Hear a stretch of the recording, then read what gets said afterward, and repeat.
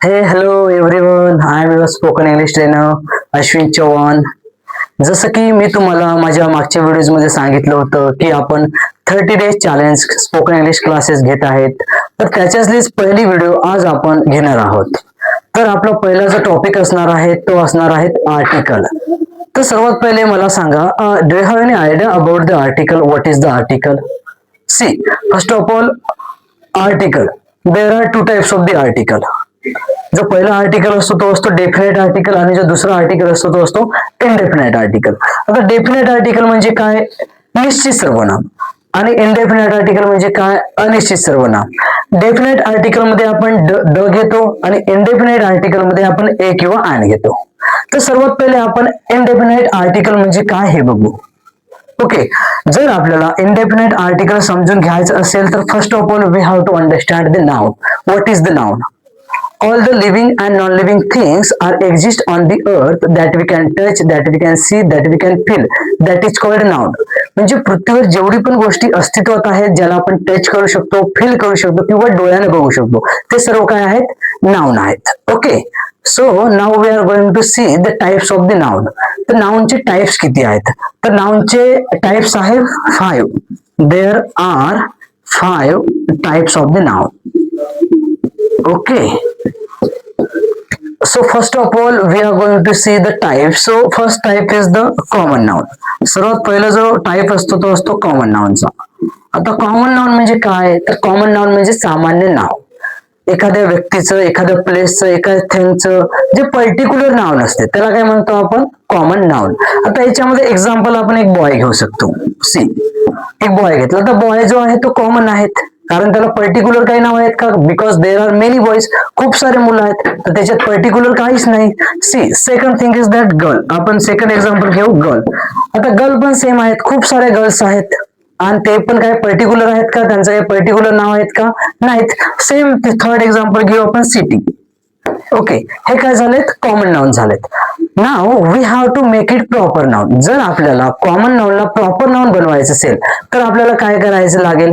एखाद्या व्यक्तीला, एखाद्या वस्तूला किंवा एखाद्या प्लेसला, एखाद्या अॅनिमलला आपल्याला काय करावं लागेल? नाव द्यावं लागेल. जर आपण पर्टिक्युलर नाव देत असेल तर ते काय बनणार? Proper noun. सी म्हणजे विशेष नाव. एक्झाम्पल मध्ये सांगतो, ते झालं आपलं प्रॉपर नाउन. आता एक बॉय आहे, राईट? एक बॉय आहे आणि त्या बॉयला मी एक नाव दिलं जसं राम. आता एक मुलगा होता आणि त्या मुलाला आपण एक नाव दिलं. काय नाव दिलं? राम. तर राम काय झाला आता? विशेष नाम, कारण त्याला काय भेटले? पर्टिक्युलर काहीतरी इमेज भेटले ना, एक नाव भेटलं ना. So this is the proper noun. Same एक गर्ल आहे, त्या गर्लला नाही का त्याच्या पॅरेंट्सने एक नाव दिलं. काय नाव दिलं? सीता. आता सीता तिला नाव दिल्यावरती काय झाली? आता पर्टिक्युलर झाली. म्हणजे आता तिला नाही का लोकांनी ओळखायला लागले की सी इज अ सीता, म्हणजे ती काय? सीता आहे. सी, सेम थिंग, एक सिटी आहे आणि या सिटीला नाही का एक मी नाव दिला. जसं नाव दिलं मी पुणे. आता पुणे काय झालं? Proper noun, right? So see, third one is the collective noun. आता तुमच्या माइंड मध्ये हा शब्द येणार की कलेक्टिव्ह नाउन म्हणजे काय? कलेक्टिव्ह म्हणजे group of people, group of things, group of animal, म्हणजे कोणतेही ग्रुप, एक ग्रुप राहिलं पाहिजे. जसं आपल्या फॅमिलीमध्ये नाही का मेंबर्स असतात, 5-6 मेंबर असतात, तर 5-6 मेंबर्स मिळून काय बनतात? फॅमिली बनतात. तर फॅमिली काय झाली? Collective noun. सेम आता आर्मी सोल्जर असतात, राईट? नाही, राईट? सोल्जर असतात, 10 सोल्जर, 15 सोल्जर, 20 सोल्जर, हे सर्व सोल्जर मिळून काय बनतात? एक आर्मी बनतात. तर आर्मी काय झाली? Collective noun, right? खूप सारे जजेस असतात, जजेस मिळून काय बनतात? ज्युरी. तर ज्युरी काय झाली? Collective noun. खूप सारे काउज मिळून काय बनतात? कॅटल. तर हे काय झालं? Collective noun. Okay, after that we are going to see the material noun. Material noun. आता मटेरियल नाउन म्हणजे काय? तर मटेरियल म्हणजे पदार्थवाचक नाम. There are 2 types of the material. पहिला जो असतो तो असतो मेटल आणि दुसरा जो असतो तो असतो नॉन मेटल. आणि मेटल आणि नॉन मेटल, तर मेटल मध्ये काय येणार आणि नॉन मेटल मध्ये काय येणार ते बघू आपण. सी, मेटल मध्ये नाही का आपण घेऊ गोल्ड, सिल्वर, आयर्न, कॉपर, हे काय झाले? मेटल मध्ये. आणि नॉन मेटल मध्ये काय येणार? इंक झालं, वॉटर झालं, ऑइल झालं, डिझेल झालं, पेट्रोल झालं, म्हणजे लिक्विड फॉर्म मध्ये. तर हे सर्व कशामध्ये येणार? नॉन मेटल मध्ये. Okay, so now last one is the abstract noun. abstract noun. आता abstract या शब्दामध्येच आहे. abstract म्हणजे काय असतो? भाव, भावना म्हणजे इमोशन, भाववाचक नाम. हे कशामध्ये येणार? जसं आपलं लव झालं, हॅपीनेस झालं, अँगर झालं, ऑनेस्टी झाली, नॉलेज झाले. आता या सर्व गोष्टीला आपण बघू शकतो का? नाही बघू शकतो. पण हे काय? फिलिंग्स आहेत, आपले इमोशन्स आहेत. तर हे काय झालेत? abstract noun. हॅपीनेस, अँगर, ऑनेस्टी म्हणजे इमानदारी, नॉलेज म्हणजे ज्ञान. ओके, तर आता आपण त्यांचे टाइप्स बघू. See, there are two types. First is the countable आणि जो दुसरा असतो तो असतो अनकाउंटेबल. आता मला सांगा, काउंटेबल म्हणजे काय आणि अनकाउंटेबल म्हणजे काय? काउंटेबल म्हणजे which things can be counted, that is called countable, and which things can not be counted, that is called uncountable.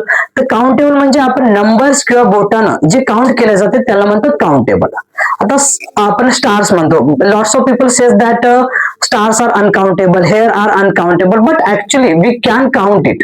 आपण याला एक जर असं ओढलं तर आपण एक असं मोजू शकतो. आता एखाद्या आपल्याला स्टार दिसतात तर आपण त्यांना पण एक सांगू शकतो. So that is not infinite, that is not uncountable.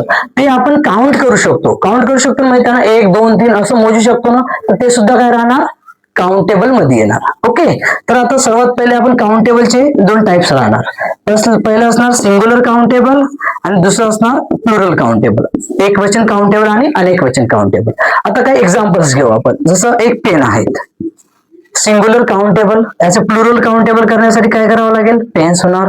याला जर अनकाउंटेबल केलं तर काय होणार? इंक हा अनकाउंटेबल आहे, कारण आपण इंकला मोजू शकतो का? नाही म्हणू शकत, कारण काय? लिक्विड फॉर्म आहेत. सेकंड एक्झाम्पल घेऊ आपण प्लास्टिक. जर याला प्लुरल करायचं असेल तर काय होणार? प्लास्टिक्स. प्लास्टिकच्या ऐवजी दुसरं काहीतरी घेऊ आपण. सी, चेअर घेऊ. चेअर जर प्लुरल करायचं असेल तर चेअर्स. जर याला आपल्याला याच्यामध्ये घेऊ आपण प्लास्टिक किंवा वूड. आता प्लास्टिक किंवा वूड याला आपण काउंट करू शकतो का? वूड काय? लाकूड आहे. लाकडाला आपण काउंट करू शकतो का? आपण क्वांटिटीला काउंट करू शकणार. पण लाकूडला काउंट करू शकतो का? नाही करू शकत. प्लास्टिकला आपण काउंट करू शकतो का? नाही करू शकत. See, third one is the rupee. 1 रुपये, 2 रुपये, 3 रुपये झालं सिंग्युलर. याला प्लुरल होणार रुपीज. एस लागलं म्हणजे काय झालं? रुपीज. त्याच्यानंतर अनकाउंटेबल मध्ये आपण मनी घेऊ. आता मनी काउंटेबल आहे की अनकाउंटेबल आहे? नेहमी तुमच्या डोक्यामध्ये हा प्रश्न राहणार. तर मनी हा अनकाउंटेबल आहे, कारण मनी काय आहे? मनी एक युनिट आहेत. जसं आपण इंडियामध्ये काय म्हणतो? रुपीज. अमेरिकेमध्ये काय म्हणतात? डॉलर. म्हणजे वेगवेगळ्या डिफरंट कंट्रीमध्ये काय वेगवेगळं नाव आहेत. जसं रिदम झालं. तर मनी काय राहणार? अनकाउंटेबल राहणार, because it is a unit. Okay, are you getting? Okay, तर मला सांगा, यांच्यापैकी आपल्याला आर्टिकल ए किंवा चा यूज कुठे होणार? तर ए किंवा चा यूज फक्त आणि फक्त सिंग्युलर काउंटेबल सोबत होणार, ना प्लुरल सोबत होणार, ना अनकाउंटेबल सोबत होणार. सर्वात पहिले तो सिंग्युलर असलं पाहिजे, दुसरी गोष्ट ते काउंटेबल असलं पाहिजे, आणि थर्ड गोष्ट म्हणजे ते कॉमन नाउन किंवा कलेक्टिव्ह नाउन. कॉमन किंवा कलेक्टिव्ह नाउन. कॉमन नाउन किंवा कलेक्टिव्ह नाउन जर असेल तरच आपण आर्टिकल ए किंवा चा यूज करणार, otherwise we are not going to use a or an. आणि नेक्स्ट म्हणजे ते सिंग्युलर असलं पाहिजे, काउंटेबल राहिलं पाहिजे. Okay, thank you. आपल्याला जे आर्टिकल यूज करायचं आहे ते यूज करायचं आहे कॉमन नाउन सोबत आणि कलेक्टिव्ह नाउन सोबत. ते सिंग्युलर असलं पाहिजे, ओके, आणि ते काउंटेबल असलं पाहिजे. ओके, तर त्यासाठी आपण बघू की कुठं ए लावायचं आणि कुठे ॲन लावायचं. ओके, तर सर्वात पहिले जिथे ओवेल साऊंड येणार तिथं आपण काय लावणार? ॲन लावणार. जिथे ओवेल साऊंड येणार तिथं ॲन लावणार, आणि जिथे कॉन्सोनंट साऊंड येणार तिथे ए लावणार. ओके, तर सर्वात पहिले आपण बघू आता ओवेल्स कोणकोणते आहेत? ए, ई, आय, ओ, यू. मराठीमध्ये जर पाहिलं आपण तर अ पासून तर आहापर्यंत, अपासून तर आहापर्यंत हे सर्व काय असतात? ओवेल साऊंड असतात. जर ओवेल साऊंड येत असेल तर आपल्याला काय यूज करायचं आहे? ॲन यूज करायचं आहे.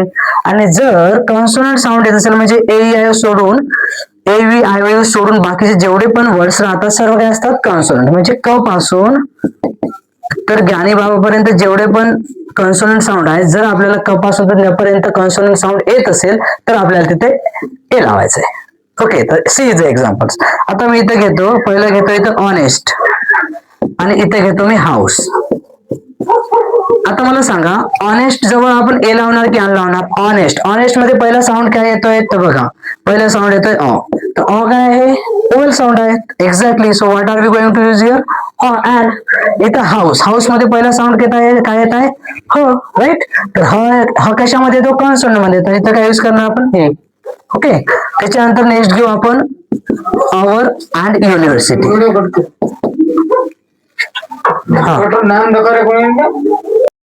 तर एक्झाम्पल्स बघा, इथं आपण घेऊ सर्वात पहिलं एक्झाम्पल हाऊस, ऑनेस्ट, आणि इकडे घेऊ आपण हाऊस. आता ऑनेस्ट मध्ये पहिला साऊंड काय येत आहे? अ येत आहे. तर अ कॉन्सोनंट आहे की ओवेल्स आहेत? एक्झॅक्टली ओवेल्स आहेत. तर काय यूज होणार? अन यूज होणार. इथं हाऊस आहे. हाऊस मध्ये पहिला साऊंड काय येत आहेत? ह येत आहेत. हा कॉन्सोनंट आहे की ओवेल्स आहेत? एक्झॅक्टली कॉन्सोनंट आहे. तर काय यूज होणार? ए यूज होणार. सेकंड आपण बघू अवर आणि युनिव्हर्सिटी. अवर आणि युनिव्हर्सिटी. तर अवर मध्ये पहिला साऊंड अ येत आहे, तर इथं अन येणार. पण युनिव्हर्सिटी मध्ये यू येत आहेत. राईट. म्हणजे इंग्लिश मध्ये पाहिलं तर आपण वाय येत आहेत. तर काय आहे? कॉन्सोनंट. तर आपण इथे काय येणार? ए यूज करणार. राईट. इथं घेऊ आपण थर्ड MLA. आता याच्यामध्ये lots of people will get confuse that they will think that here will be used A. पण MLA बघा, MLA. तर याच्यामध्ये MLA तर पहिला साऊंड काय येत आहे? ए रेखाचा. राईट. तर हे काय येणार? ए. आणि ए कॉन्सोनंट आहे की ओवेल्स आहेत? तर ओवेल्स आहेत. तर इथे काय यूज होणार? अँड होणार. Okay. So now we have finished here our first part.